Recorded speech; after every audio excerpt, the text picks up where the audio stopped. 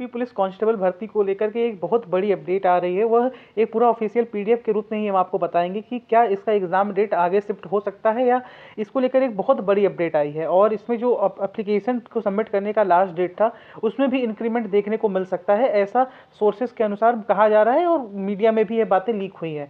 क्या इस बातों में कितनी सत्यता है, पूरी जानकारी आपको प्रोवाइड करेंगे। क्या वैकेंसीज का नंबर सच में 80-90 हज़ार के पार होने वाला है? कई जगह से ऐसी खबरें आ रही है कि वैकेंसीज इंक्रीज होने वाली हैं।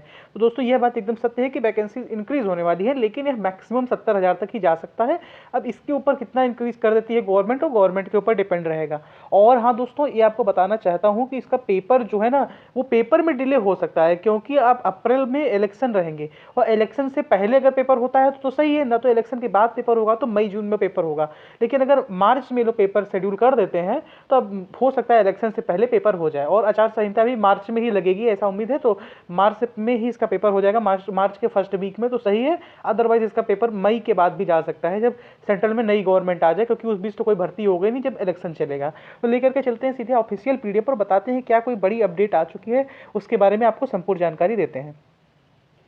यह देख सकते हैं, यह बिल्कुल नया पीडीएफ है, जो वही है। यह उत्तर प्रदेश पुलिस भर्ती एवं प्रोन्नति बोर्ड के द्वारा तुलसी गंगा कॉम्प्लेक्स विधानसभा मार्ग लखनऊ उत्तर प्रदेश के द्वारा आप लोग देख सकते हैं कि यह जो पदों की संख्या है अभी भी 60,244 ही बताई जा रही है, लेकिन इसमें कुछ नहीं कुछ तो 5-6 हज़ार की इंक्रीमेंट हो सकती है, ऐसा कहीं ना कहीं मीडिया सोर्सेज के अनुसार कहा जा रहा है। कई पेपर्स में भी देखने को मिला कि इसमें कुछ ना कुछ इंप्रूवमेंट हो सकता है, और इसमें ऑलरेडी इंप्रूवमेंट हो चुका है। कैसे कि एसआई और एएसआई की भी अराउंड 1,000 नौकरियां आई थी, एसआई और एएसआई की, सब इंस्पेक्टर और असिस्टेंट सब इंस्पेक्टर की, तो वो भी इसी में ही ऐड ऑन कर लीजिए, क्योंकि वो भी पुलिस की ही है, हालांकि उसके क्वालिफिकेशन थोड़े अलग हैं। और इसके अलावा कंप्यूटर ऑपरेटर भी पुलिस में आया था, इसका भी अराउंड 1,000 पोस्ट था, तो ये 2,000 पोस्ट इनडायरेक्ट वे से ऑलरेडी इंक्रीज हो चुके हैं। इसके अलावा यूपी पीसीएस का भी अनाउंसमेंट हो चुका है। तो ये पोस्ट वार विवरण आप चेक कर सकते हैं कि इसका पोस्ट वार विवरण कैसे है। अनारक्षित 24,102, ईडब्ल्यूएस 6,024, अन्य पिछड़ा वर्ग 16,264, अनुसूचित जाति जो होते हैं उनका है 12,650, और अनुसूचित जनजाति का 1,204 पोस्ट हैं कुल। अब इसमें अलग अलग पात्रता है आपकी। आप ये देख सकते हैं कि ऑनलाइन आवेदन जो आपका स्टार्ट हुआ है वह 27/12/2023 को स्टार्ट हुआ है, और अंतिम तिथि 16/1/2024 है। इसमें 2-3 दिन का इंप्रूवमेंट होने वाला है, जो अब जल्द ही आपको बता दिया जाएगा, जल्द ही गवर्नमेंट के द्वारा आपको बता दिया जाएगा। आवेदन शुल्क जो है 400 रुपया निर्धारित किया गया, इसमें कोई चेंज नहीं आने वाला।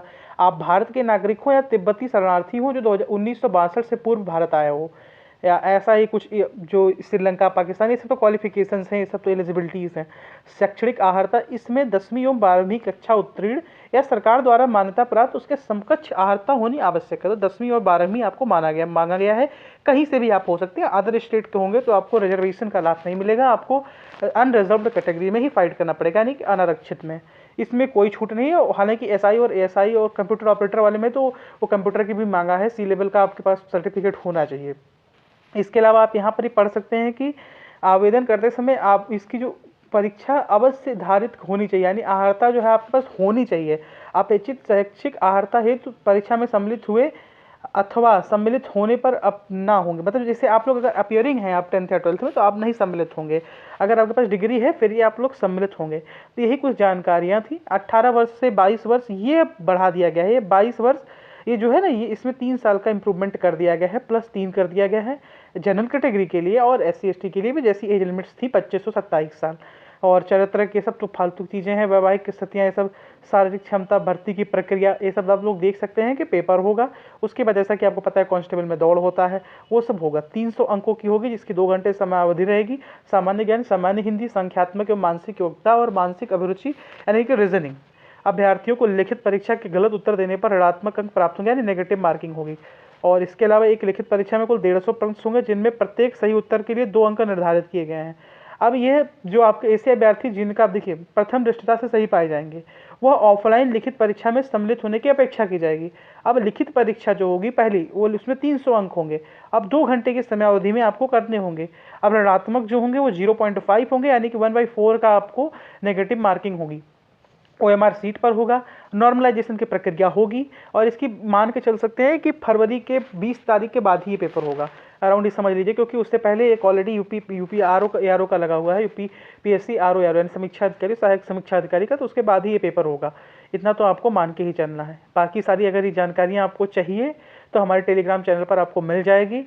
टेलीग्राम चैनल का नाम है श्रणेज सर एजुकेशन वाला। वहाँ पर जाकर के इस ऑफिशियल PDF को डाउनलोड कर सकते हैं और जैसे ही कोई अदर अपडेट्स आती हैं तो वो भी आपको प्रोवाइड कर दी जाएंगी। अपना बहुत ख्याल रखिए, हंसते रहिए और ऐसे ही गवर्नमेंट जॉब अपडेट्स के लिए हमारे चैनल को अवश्य सब्सक्राइब करके रखिए। जय हिंद, जय भारत, भारत माता की जय।